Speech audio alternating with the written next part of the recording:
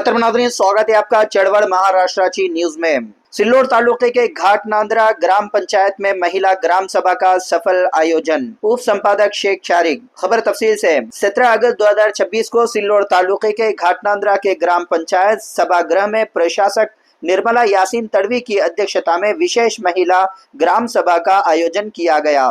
इस बैठक में गांव की महिलाओं तथा नागरिकों ने बढ़ चढ़कर भाग लिया। ग्राम पंचायत अधिकारी एवं प्रशासक की उपस्थिति में बैठक के दौरान ग्रामीण विकास, रोजगार, आवास एवं स्वच्छता से जुड़े कुल 11 प्रमुख विषयों पर विस्तार से चर्चा की गई और प्रस्ताव पारित किए गए। प्रधानमंत्री आवास योजना वर्ष 2024 के सर्वेक्षण के तहत स्थायी प्रतीक्षा सूची तैयार करने और उसे प्रस्तुत करने हेतु तो स्वीकृति दी गई। विकसित भारत रोजगार गारंटी एवं आजीविका अभियान योजना के प्रभावी क्रियान्वयन पर निर्णय लिया गया। समृद्धि व पीजेडपी प्रक्रिया, ग्राम सभा समृद्धि समूह गठन एवं पीजेडपी प्रक्रिया लागू करने और प्रमाण पत्र प्रस्तुत करने संबंधी कार्यवाही तय की गई। जीपीडीपी 2026-27 हमारा गांव हमारा विकास योजना के अंतर्गत वर्ष 2026 और 27 का विकास प्रारूप आराखड़ा तैयार कर स्वीकृत किया गया।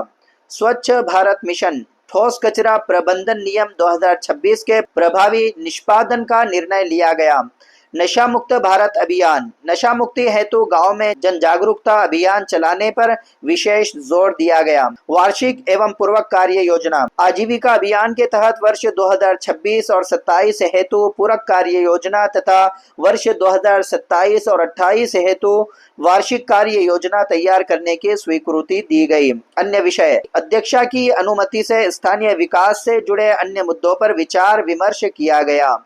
सर्वसाधारण ग्राम सभा 19 अगस्त 2026 को होगी। इस कार्यक्रम में उपस्थित अधिकारी योगेश पाटिल कृषि सहायक अधिकारी, निर्मला यासीन तड़वी प्रशासक, ग्राम सभा अध्यक्ष सीआरपी पूजा भामरे, सर्व आंगनवाड़ी सेविका पीआर धूड़, ग्राम पंचायत अधिकारी, आशा स्वयं सेविका वो गांव की महिलाएं बड़ी संख्या में उपस्थित रही। नाथ मुंडे सानुग्रह अनुदान योजना म्हणजे अपघात झाल्यानंतर, असं कोणाच्या घरात होऊ नये, अपघात झाल्यानंतर कुठलाही अपघात रोडवरचा असो किंवा शेतातला असो, सर्पदंश असो किंवा समजा आपण कधी कधी काय करतो, विहिरीत पाणी पाहायला जातो आणि अचानक पाय घसरला तर त्या अपघात योजनेमध्ये 2 लाख रुपयेपर्यंत अनुदान आपल्याला शासन देतं।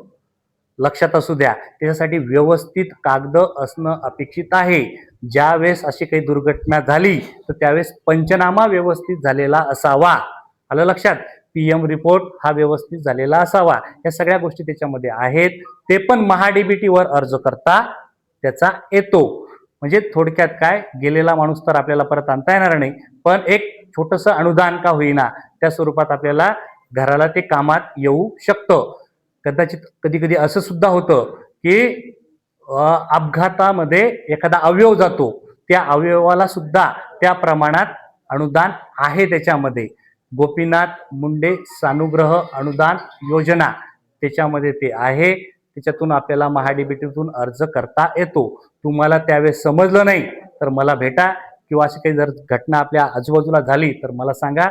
आपण त्या घरी वैयक्तिक जाऊन भेट घेऊन आपण त्यांना सांगू कागदपत्र कसे कसे गोळा करायचे आहेत, हे लक्षात असू द्या। आता पीक परिस्थितीच्या बाबतीत बोलतो। बऱ्याच लोकांचं मका आलेला आहे, मक्यामध्ये अळी दिसते, लष्करी नावाची अळी आहे। त्या अळीसाठी इमामेक्टिन बेन्झोएट नावाचं औषध आहे, ते फवारू शकता। कीटकनाशक फवारत असताना आलटून पालटून फवारा, हे लक्षात असू द्या। 1, 2, 2, 4 असे मिक्स औषधं फवारू नका, त्याचा साईड इफेक्ट होत नाहीचे चान्सेस राहतात। आलं लक्षात? त्याच्यानंतर मावा तुडतुडे कापसामध्ये फार मोठ्या प्रमाणात अटॅक दिसून येतो। ॲसिपेट नावाचं बऱ्यापैकी स्वस्तात असलेलं औषध आहे। आलं लक्षात? त्याच्यानंतर जर तुम्हाला असं वाटलं की उलाला नावाचं औषध आहे, ते पण मार्केटमध्ये मिळतं। मी तुम्हाला कंपनीचे नावं सांगतोय की जेणेकरून ते तुम्हाला लक्षात येतं, पण हे सांगणं संयुक्तिक नाही, घटक सांगितले पाहिजे। घटक जर सांगितलं तर तुमच्या लक्षात येत नाही। आलं लक्षात? तर त्या पद्धतीने औषध फवारा। आपला कमी खर्च कसा करता येईल या पद्धतीने जा।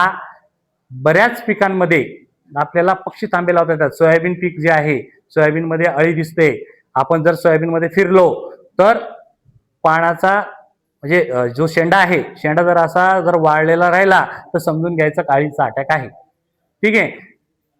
ती जर आपण झाड उपटलं तर झाडमध्ये असं चिरून पाहिलं तर मधून अळी राहते, पोकारलेली अळी दिसते. बऱ्याच प्रमाणात चक्रीभुंगा आणि खोडमाशी ह्या अळ्या आपल्याला दिसतात. इमामेक्टिन बेन्झोएट शेवळ्याचं काही लोक शेवळ्या म्हणतात, तर ते औषध जर तुम्ही फवारलं तर ती अळी आटोक्यात येत असते. आलं लक्षात? कोणाला काही अडचण, कोणाला काही विचारायचं आहे, विचारायचं आहे का? काही शंका आहे? त्या मी ज्या योजना सांगितल्या त्या संदर्भात काही अडचण कोणाला? ठीक आहे, ओके, धन्यवाद.